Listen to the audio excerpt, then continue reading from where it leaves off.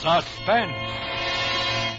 The highest honor that a California sherry can win has just been bestowed upon Cresta Blanca. Cresta Blanca. Cresta Blanca. Yes, at the recent California State Fair, in the keenest judging of California wines ever held, Cresta Blanca Triple Cream Sherry was the judge's choice to receive the gold medal, top award for outstanding excellence. This is another tribute to Cresta Blanca Triple Cream by America's leading connoisseurs of fine wines. Proof indeed that when you pour distinguished Cresta Blanca, you serve the best. Shenley's Cresta Blanca Wine Company, Livermore, California. And now, Shenley brings you radio's outstanding theater of thrills, Suspense. Presented by Roma Wines. That's R-O-M-A. Roma Wines, for your everyday enjoyment. Tonight, Roma Wines of Fresno, California bring you Michael O'Shea in The Twist, a suspense play produced, edited, and directed for Shenley by William Spear. Listen, Gus, you've got to do the show. I can't do it. You've written for all the big comedians. You'd turn out a hit. I don't have the time. Oh, but Gus... Look, I don't have the time. Anyways, I couldn't do it. Ridiculous. A guy with your reputation. Yeah, a guy with my reputation, yeah. What do you know? Listen. 12 years ago, I was under cabs. Gustav Green, the hack license read. Cripes, how I hated the cabs. Work like a slob, 12 or 14 hours a day for a lousy $27 a week. Now, do you blame me that I took to daydreaming? Like maybe it was my limousine and I was driving because my chauffeur had a day off? I used to sit at the wheel figuring out the darndest situations. Like I'd pick up some rich old dame and she'd leave me $1 million, or I'd save a guy. All kinds of situations. But all I got was 27 per a week. Until the night I met Van. Hey, Cabby. Take me home, driver. Home? Your home or my home, wise guy? Huh. Whiz, eh? Well, you got talent and you're driving a cab. Where can I get a job driving a cab? You want the radio on? No, definitely no. Oh, now don't let's be bitter, shall we? You know, radio is quite a medium. Yeah. Just think, some guy says a few words into a microphone and you can hear it as far west as Georgia. Gustav Green? Well, Mr. Green, meet Van Houser, the best gag man in the radio business. Currently freelance, unemployed, on the beach. Well, if you're so good, why aren't you in there writing them yaks, wise guy? Why? 'Cause words I know, rib-tickling words, gags, yeah, jokes to make a corpse laugh. But plots, situations. Situations? Yeah, that's another story. I could coin 1 million if I could figure them out. Well, look, situations. Now, let me tell you, I am a veritable Scheherazade on situations. I got 1 million. Now, look, for instance, the guy who says that if other fellas...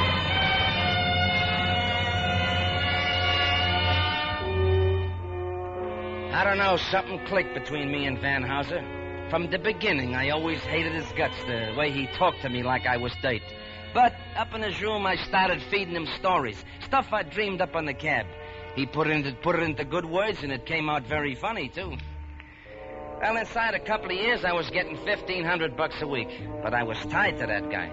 I couldn't work with nobody else.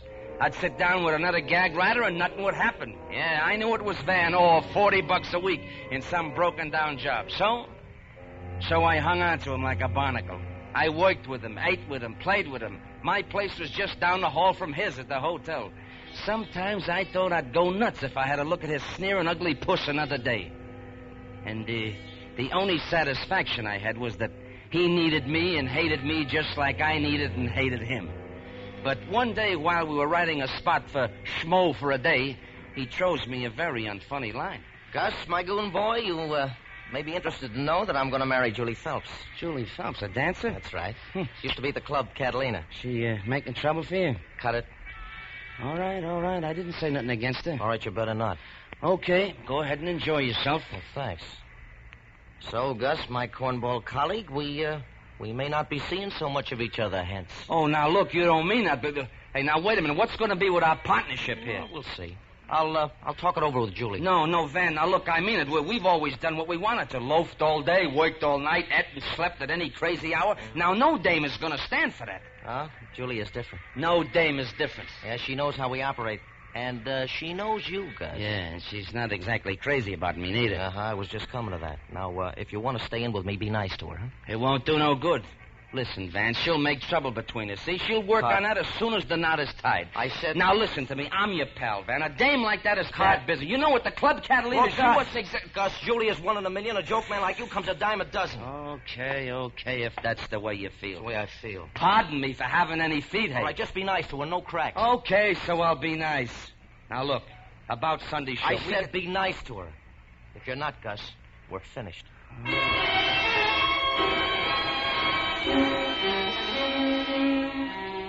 Yeah, I said I'd be nice, but I knew it wouldn't do no good. Julie was a small-town girl who soured on Broadway after she had a bust-up with Nick Edwards, the mug who runs the Club Catalina, and she wanted out. And she was going to take Van with her, too, so it came to me that I'd better figure out a situation and pronto. She didn't like me because she was scared of me. I knew about her and Nick Edwards, and Van didn't. So I says to myself, Gus, maybe the dame will scare her away, hey? Who is it, Van? Oh, Gus Green, what a surprise. Hello there, Julie. Yeah, this is for you.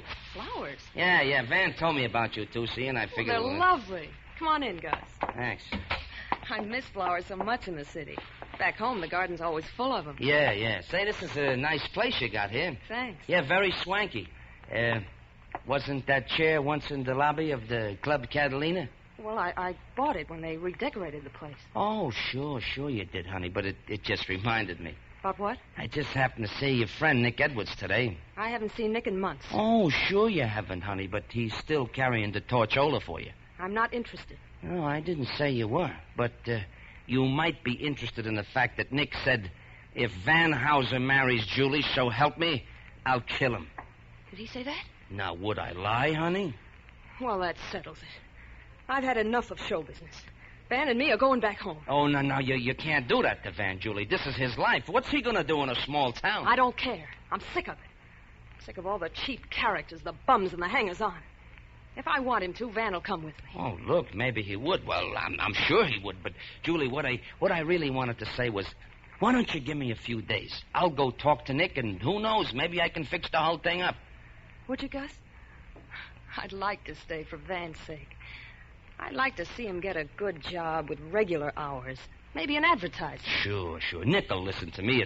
Well, at least I can try, huh? Thanks, Gus. You're nice. I didn't know. And then I got another idea. What's that? Maybe the three of us could all work together. Oh, I can't write. I can type. Well, we need a secretary. We could dictate our stuff to you. I don't know shorthand. You don't have to. After all, what is a comedy script? Along the left-hand side of the page, you put the name of the character, and then you write out what he's supposed to say. Simple? Sounds simple. Oh, and you could spend more time with Van. How would you like to try? I'd love to. Gus, it would be wonderful.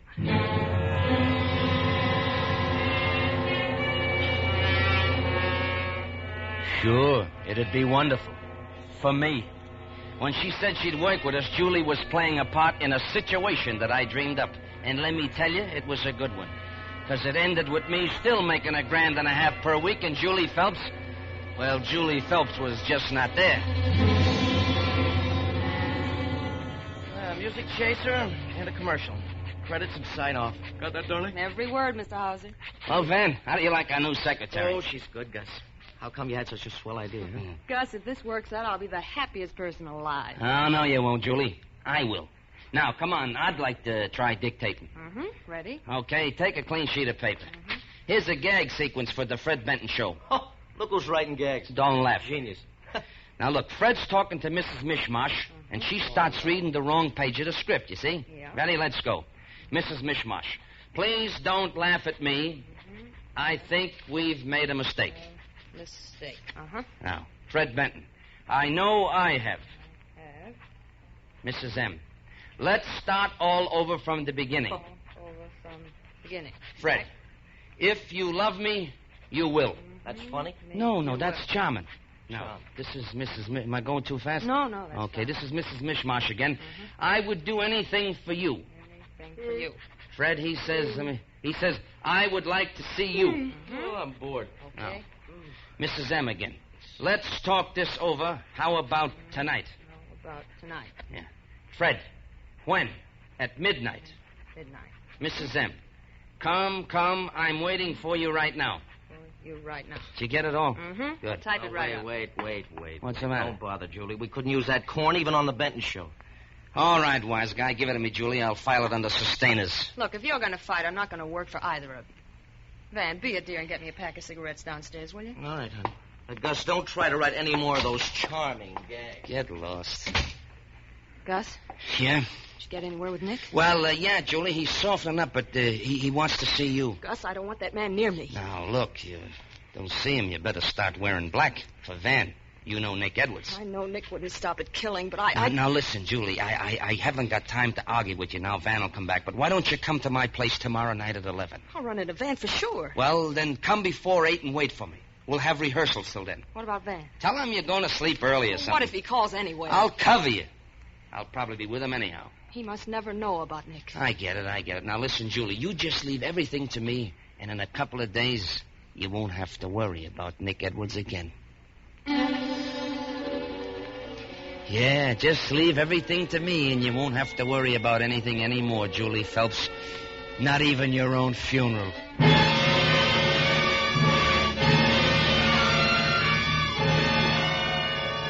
Come 8 o'clock the next evening, I paid a little visit to my apartment. Long enough to see that Julie was comfortable and also to get the keys to her place out from her handbag. I drove over there and went upstairs to do some interior decorating. My kind.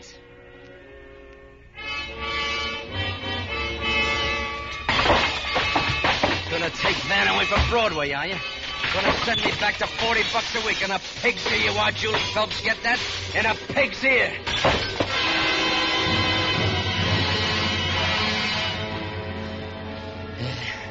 Now, just one more touch to complete the situation. A little business outside the Club Catalina. Hey, kid, come here. Here, listen now. Here's a dime, kid. Take this note in this here envelope and give it to Nick Edwards. And if anyone asks you, say a dame gave it to you. Got that? A beautiful dame. You got it from a beautiful dame, right?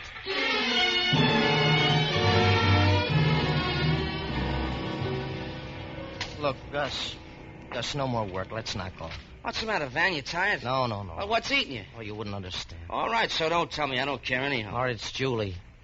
Said she had to go to bed early tonight. So what? It ain't legal? I called a half dozen times, no answer. Uh-huh. Afraid she's two-timing you, huh? I didn't say that. Yeah, but I know how you feel. Yeah, well, mind your own business. Look, my friend, I'll do you a good turn. Leave me dial the number for you. Number's on the pad. Let's see what your fat fingers can do. You could talk to her while I go down to my room to get my hat and coat. I'll take you for a drive before we hit the sack. Sometimes you're even human. Okay, here, take it. It's ringing now. I'll be right back. I see.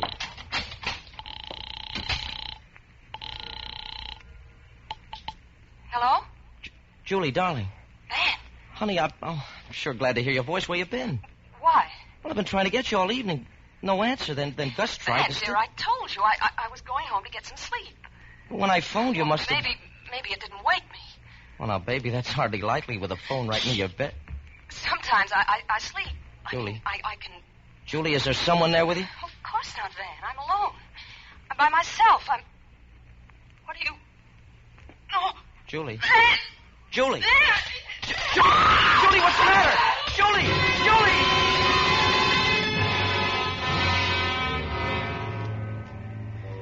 A very neat situation, you granted, Warden? Sure.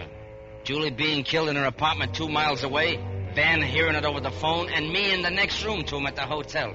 You like it, huh, Warden? Yeah, I like it, too, and I did it. That was a very sensational situation.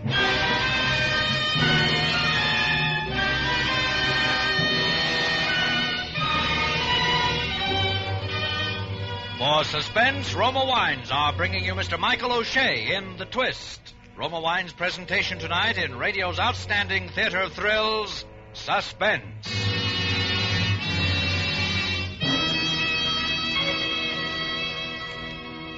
Suspense, radio's outstanding theater of thrills, is presented by Roma. That's R-O-M-A, Roma Wines. Selected from the world's greatest reserves of fine wines. Have you discovered how much Roma California wines add to your everyday enjoyment? For example, millions of American homemakers serve delicious Roma wines to dress up everyday dishes, to make even the simplest meals really delightful events. Yes, good food does taste better with better tasting Roma wines. And there's a delicious Roma wine to complement your enjoyment of every dish. Juicy steaks and roasts taste their best with robust Roma Burgundy. Fish, fowl, or any light meat become exciting treats with delicate Roma Sauterne or pale golden Roma Rhine wine. For entertaining, too, you'll find better tasting Roma wine adds the gracious, festive note that charms guests and makes any dinner a rousing success. So for extra mealtime enjoyment that's inexpensive, always serve Roma. That's R-O-M-A, Roma Wines, America's favorite wines. And now Roma Wines bring back to our Hollywood soundstage Mr. Michael O'Shea as Gus Green, with Sidney Miller as Van Houser in The Twist, a play well calculated to keep you in suspense.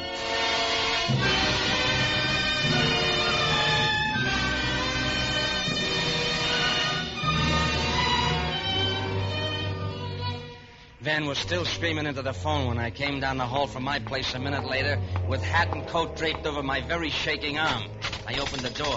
Gus.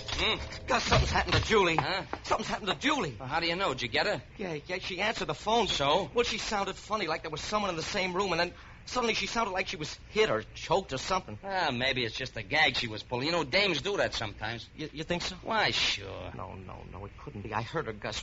Gus, what should I do? Now, come on, keep your shirt on, The Van. way she screamed. Did you call her back? No, I didn't. Well, why don't you? That's right. So I call her back. That's what I'll do. Sure. Of course I'll call her. Hand me the phone. Here. Something's happened. I know it has. Line busy? No answer. Yeah, but you just spoke to her a minute ago. Gus, I'm worried. I'm worried sick. Forget it. She's all right. Come on out for a ride. Oh, no, I couldn't. Look, tell you what I'll do for a pal. I'll drive you over there. You can check up for yourself.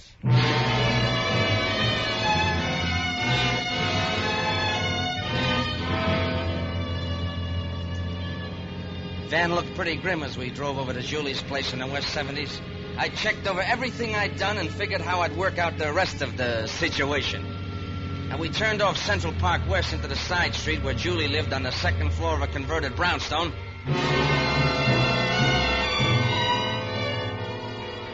Hey, look, there's a guy coming out of the house. That's probably nobody. Who it is. He's making a getaway. Gus, follow him. I never catch him now. Oh, gosh, Gus, if you'd only got close enough to see his license number. Well, I did. What was it? LK573498. LK573498. All right, Sam Spade. Now let's go upstairs and visit Julie, huh? The door to Julie's apartment was wide open when we got upstairs, and the place was just like I left it.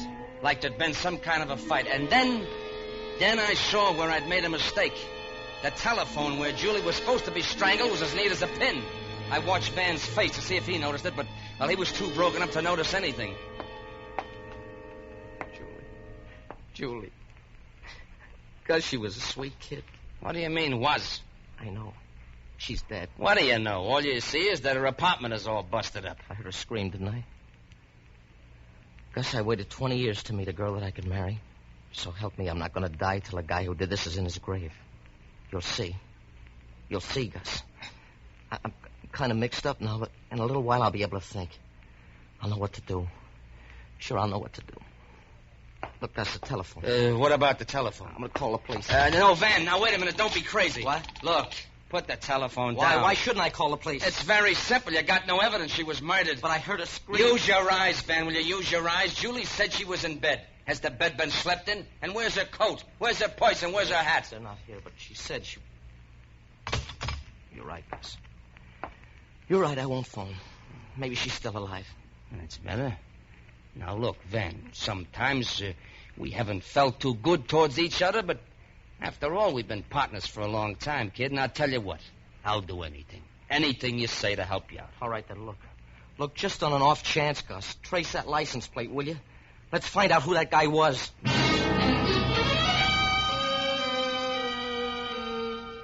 We went back to our hotel. I slept like a log because I knew that Julie was 10 feet from my bed in the closet, very dead, where she couldn't come between me and Van anymore. Next morning, I told Van I checked at the license bureau. Whose car was it? Nick Edwards. Catalina Edwards? That's right. Why, that dirty goon, Now, look, you don't think that he... I don't have to think. I'll let the police... Now, wait a minute. Hold it. Look, Van, I never told you this before, but I knew all along that Julie was playing around with Nick Edwards. With Nick Edwards? Yeah. That's why I never liked her. Now, you better not call the cops. Maybe we was just busting in on a private little party last night. No, I can't believe it. No, not Julie. Well, we gotta find out where she is. And the guy who knows is Nick Edwards. What makes you think he'll tell? I'll tell you what. I'll call him at the club tonight and ask him over. I think maybe he'll accept me invitation.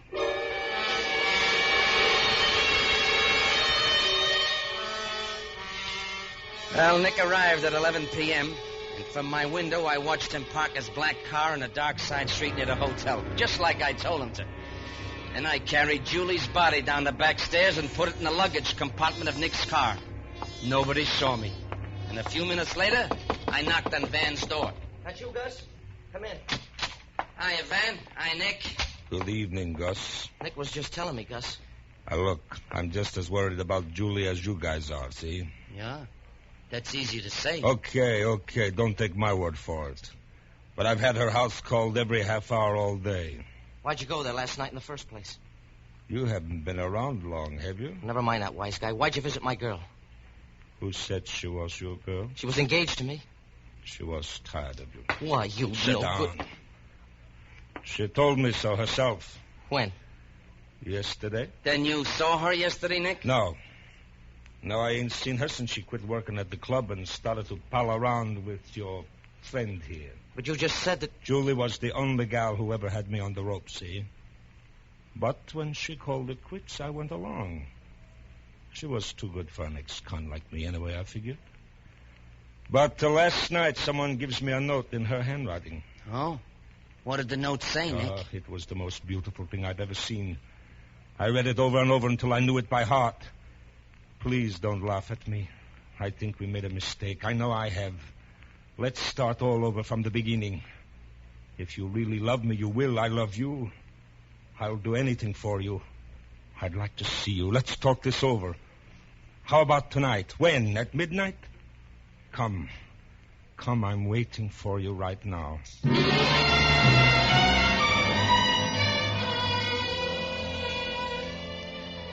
As soon as Nick Edwards left, I told Van I didn't believe anything he said, and as far as I was concerned, Nick either killed Julie or had taken her away. Van agreed with me, and we called the police.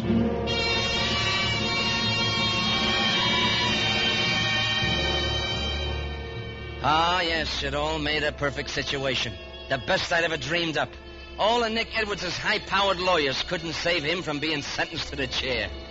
Yes, sir, life looked pretty sweet, but there was just one thing wrong. Van's comedy was getting worse and worse. Fred Benton told us we'd have to get better or else. Now, we sat in Van's room sweating out a Benton program that was a day overdue. Van, for the love of Mike, will you pull yourself together? Gus, I can't think. You don't have to think. I gave you the whole situation. All you got to do is write the gags for it. Gags? Now, look. In the first scene, Fred and Mrs. Mishmash steal a horse. But here's the twist. The horse is blind. You get it? Yeah.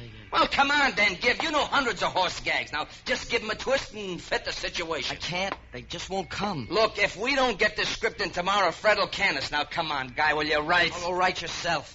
Van, you know I can't write. I'm no good without a gag man. Get yourself another gag man. I'm through. Look. Washed up. You know it won't work, Van. You know that. I've tried it on the QT. I was afraid that someday would break up, but it never worked. With you and me, Van, something happens. We're a great team. Without me, you're just another guy making with words. Without you, I'm just another Joe. Now, don't you see, kid?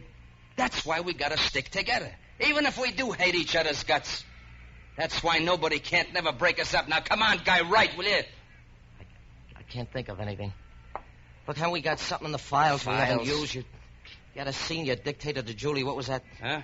That Mrs. Mishmash or No. something. Fred. Was it Please Don't Laugh at Me or something? I think we made a mistake. No, Van, look, that's a no-good situation. That's Hey. dead. Let's get something new. Gus, it's a good situation. No, A very clever situation. All I need are the lines. Please don't laugh at Now, me. Van, I'm telling you it's no good. The lines. Please don't laugh at I'm me. telling you it's no good, Van. Of course. Why didn't I think of that before? Those lines you dictated to Julie, they fit. No, they don't fit. And besides, I can't write gags. You know No, that. that wasn't a gag, Gus. That was a situation. The most desperate situation you ever invented. Now, wait a minute. What are you beating your gums about You'll here? find out. What are you going to do? Operator, I want to speak to Inspector Martin at police headquarters. Get away from that door, Gus. I got a gun. Now, don't shoot, Van. Wait a Then minute. listen Don't and shoot. don't move. Police headquarters, Inspector Martin. Oh, Inspector Martin, this is Van Hauser of the Julie Phelps case. Hey, I've been trying to get... Edwards didn't kill Julie. Gus Green did. And I got proof. That makes it even worse. Edwards says you framed him. Green did. Nick's note was a script dictated to Julie, minus the character names. How about his alibi? He dialed his own number, Inspector, not hers, and killed her while she was speaking on the phone. To make things look right, he messed up her apartment. I never could quite figure out why there were no signs of struggle around her telephone. Now I know. He must have stowed her body in Nick's car. Better send some cops over right away before I shoot him. Well, they're coming over, Hauser, to protect you. Edwards broke out about an hour ago. Watch out for him. Nick Edwards? Yes, Nick Edwards. Huh? Edwards. All right, Hauser, come across with that gun. Nick, Come on. Nick, you heard what I said, didn't you? So what? I didn't frame you. Gus did. He's the guy with a situation. So what? You took my girl away from me, didn't you? No. All right, give me that gun. Now, Nick, wait a minute. What are you going to do with Nothing except give me that gun, Hauser. Don't let him get that gun, Gus. I'm a little too quick for you, Gus. Now, Nick, please. Now, don't shoot me. Let me tell you how this Got was it, all. you. I've had a belly full of your stories. They put me in jail, remember? They're all stuffed to me now, see? But like they say, there ain't no situation that can't take a new twist. Here's the twist to this one. You ain't going to die for the murder of my poor Julie. No. You're going to die for something you didn't do. What do you mean, Nick? Just this.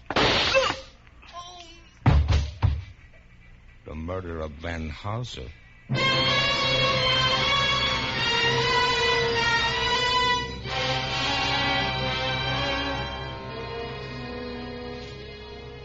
Well, they didn't believe me at the trial. So I'm up for killing my late, unlamented partner. But you know me. I always like a twist. They got Nick for killing Julie. Now I guess you can understand why I can't write the prisoner's annual show, can't you, Warden? Not without Van. And besides, like I said, I don't have too much time, do I? Before I go to the chair.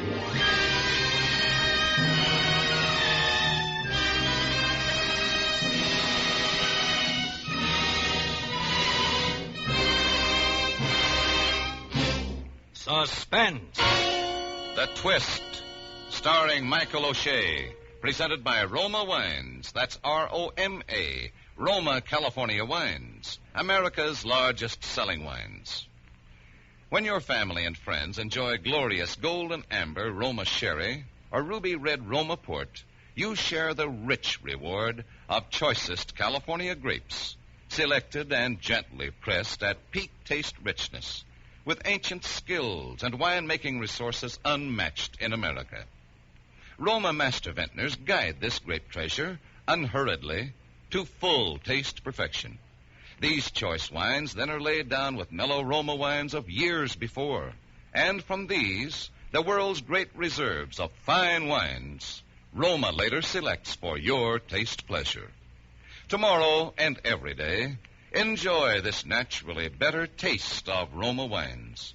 Whether your favorite Roma wine is nut like Roma sherry or rich Roma port, you'll find that every Roma wine is better tasting wine. That's why more Americans enjoy Roma than any other wines. Tonight's suspense play was by Baif Blau. Next Thursday, same time, you will hear Donald O'Connor as star of Suspense.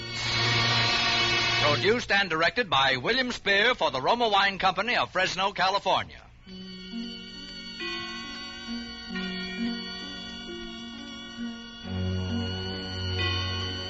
In the coming weeks, Suspense will present such stars as Claire Trevor, Kirk Douglas, and others. Make it a point to listen each Thursday to Suspense, radio's outstanding theater of thrills.